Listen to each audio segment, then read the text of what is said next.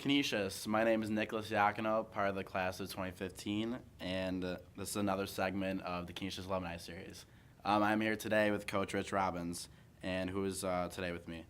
Coach Robbins is the head football coach here at Canisius and is also a teacher. He is also the assistant athletic director of Canisius. Welcome, Coach. Appreciate it. Nick, how are you? All right. I'm going to start out in your early life, and I believe you grew up in Pittsburgh. I did. I'm actually born in New York.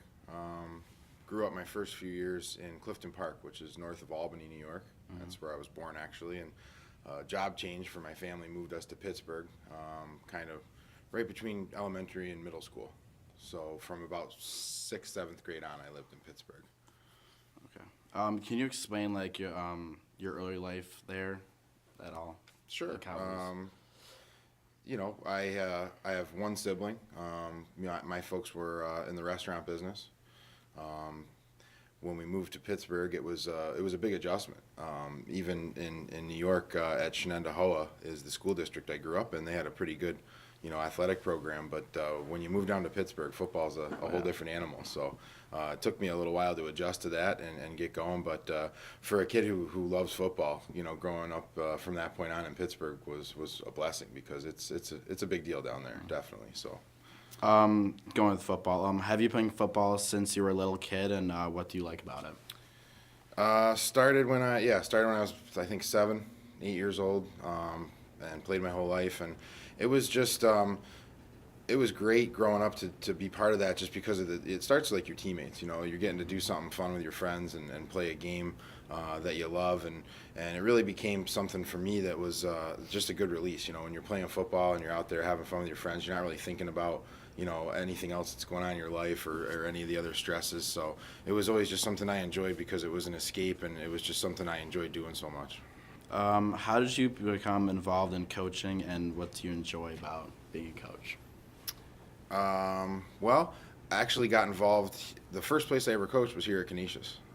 I had moved back to the Buffalo area after some time in Florida. I actually lived in Florida for a little while right after college, and I was playing flag football here locally, and a friend of mine, Brian Gorman, we were kind of helping guys out on our flag football team and teaching them how to do some things a little better. And he said, "Hey, I coach football over at this high school, Canisius, and you're pretty good at teaching the game, and you seem to know a lot about the game. Would you ever want to help us out?" So I did. I volunteered here 1 year on the JV football team, and just really loved it. Fell in love with the school and the kids, and that next year, the varsity coaching position opened up. I was, lucky to get on the coaching staff and be the defensive coordinator because, saw a lot of great kids and a lot of hardworking kids that really weren't getting kind of the guidance and coaching and that they needed to be successful. So seeing how hard they worked, in their academics and how hard they worked athletically and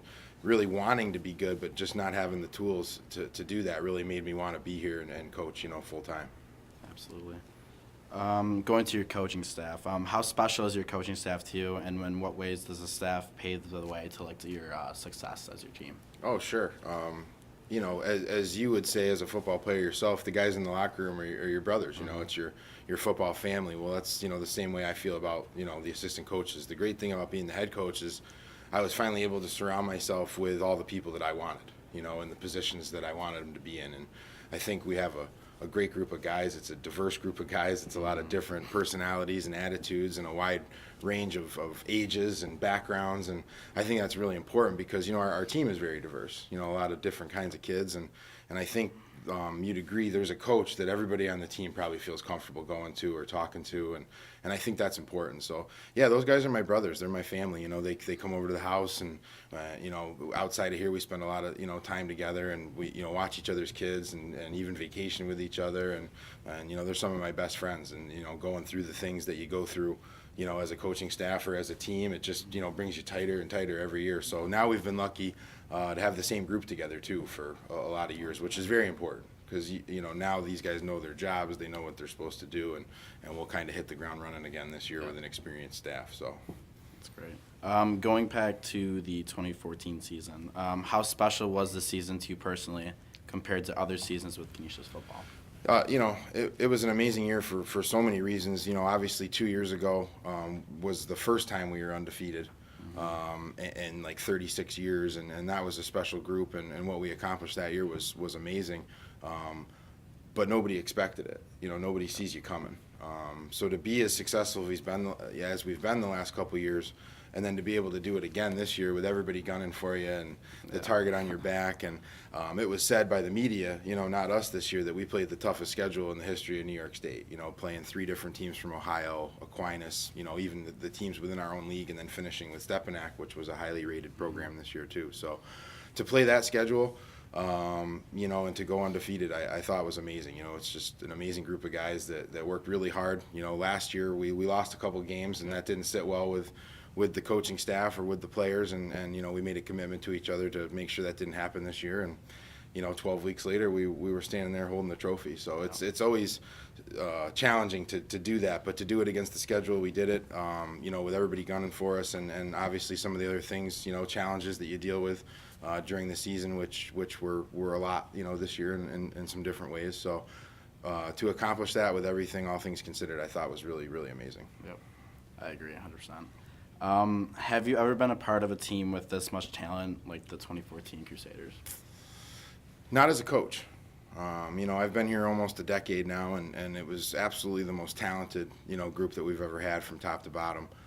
When you've got double-digit guys going to play college football, probably 5 or 6 of them playing Division I football, that's remarkable, especially in Western New York. That doesn't happen around here very often. So as a player, maybe, when I was down at North Allegheny, which is a big football program down in Pittsburgh, I think we had, 7 or 8 guys, play Division I, off of that team. But again, that's Pittsburgh. It's a different story down there. That's a big football area. But we had a lot of talent back then. But no, I really don't think so. It's close. It's my own team and my guys. I'm sure some of my high school teammates would be mad at me if I said this, but I think from top to bottom, probably one of the most talented high school teams I've seen in a long time. And that's been echoed. The Walsh Jesuit coach, saying he's been coaching 35 years out in Ohio. He said that we were the best team he's ever seen. So those compliments and things mean a lot because we've come a long way. Walsh Jesuit was a team that used to beat us by 50 points.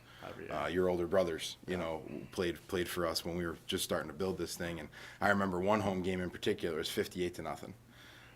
So to go out there last year and be up by 40 at halftime, I think that really speaks to how far we've come as a program. Absolutely. Could you share some thoughts about specific players and how they added to the team's success?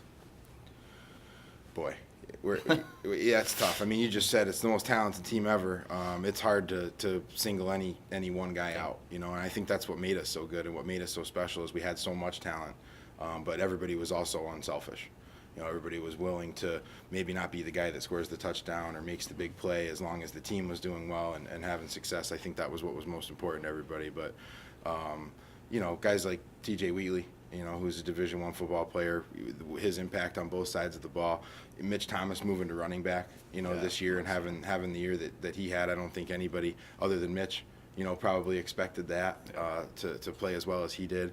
And the list goes on and on, from Zaffram to James Thomas to Jerome Brundage to Mike Kennefick and Jake Chaz and those linemen up front, Jake Laux. The only 12-0 quarterback in Canisius football history. Wow. So so many guys. I'm sure I'm forgetting a couple of names, but so much talent and so many guys, pulling together to do that. And you've got those big Division I talented guys, and then you've got a lot of guys, like yourself and Frank Falkowitz and the list goes on and on of guys that we're never really going to plan on playing big college football or anything, but they bleed blue and gold, and they were all about Canisius and doing whatever it takes, and to win and sacrifice themselves and their time and their bodies. And I always say that about our players here. I have immense respect for you guys because what you do academically during the day, and then to switch gears and stay here till 7 o'clock at night, hitting and watching film and lifting and practicing, and go home, eat dinner, do an hour and a half of homework, and go to bed and do it all over again. For 16, 18 weeks, from where we start camp. And geez, this year, it seemed like the season was going to go on forever with all the weather, that we had and playing into December. So, you guys have my respect to the fullest, because it's a lot. And to do it as successfully as we've done, winning all these games, but also, guys graduating with good GPAs and going on to college and being successful men, that's what's most important. For the future, in what ways do you see the program evolving? Like I said, coaching staff is still intact. And the nice thing now is what I've seen here in my 5th year as the head coach is the expectation has completely changed. The level of tradition and what I mean by that is I go down to the weight room and I see guys working really hard. There's an expectation now to be good. There's an expectation where you don't want to let you guys down. You seniors that are leaving the program or guys that have played for us the last couple of years, you don't want to be that team that doesn't win the Monsignor Martin Championship or that doesn't beat St. Joe's, because then you got to see your buddies and see the guys that have graduated, and you don't want to kind of be that team. So it's nice now that there's a responsibility, and I think that our coaches feel that, I think our players feel that, and that makes us just work harder and get after it, because we understand that everybody's gunning for us. Yeah. As I can imagine, being a head football coach at a prestigious school like Canisius, it can be stressful. What makes you come back every year to coach and teach at Canisius? No, every job you have is stressful. I think it's how you manage it, and it's the people that are around you. And we've talked, about our family, and it's those other coaches. I enjoy working with them so much and being with them. And honestly, Nick, it's the kids. Every year you fall in love with a new batch of kids, and there's nothing that you wouldn't do for them because they work so hard for you, and that's really, I think, what did it for me. I mean, I was working in the shipping industry and sales and making lots of money, and I just wasn't happy. It goes off in the morning. I'm excited to get up and come into school and work with you guys, So it's very satisfying, the work, even though it is stressful. But if I had to pin it down to one thing, it's you guys. It's working with you guys and seeing your faces after we win that championship, or seeing a family after, maybe they're getting a full scholarship to go to college, or just, those moments 10 years from now that we haven't even experienced yet, where we're going to, come back together for Canisius Sports Hall of Fame things or big alumni functions, and I'll get to meet your wife and your family, and that's the special thing about it that keeps me coming back every year. Would you ever consider coaching at a different level? You never say never. It's something that I've been offered. It's something that I've thought about, but I really enjoy the work that I do with high school kids. I think that it's so important in our society now for 14, 15, 16, 17-year-old guys to have what you guys have here at our school. The love and the care that you get from the faculty and the staff and your coaches and the experiences that you get here, I think, are so important that we do truly form, better men. And we need better men, out in society. And I think our football program here at Canisius is part of that, development. Anybody who's willing to be part of our football program will also develop, toughness and strength and teamwork and integrity and different things that you're going to need, moving forward in your life to make you successful. So, that's the biggest thing. I agree. As a player, I know the team went through some challenges this season, and I was wondering, how did you keep the team focused on the season and winning games? It was a challenging year. Here it's well publicized. There was, some issues and some things, but, we talk a lot about, even aside from those issues, and this, what can we control? Every day, what's in our control? Our effort at practice, our attitude in the classroom, how we interact with other people. A lot of those things that happen were out of our control.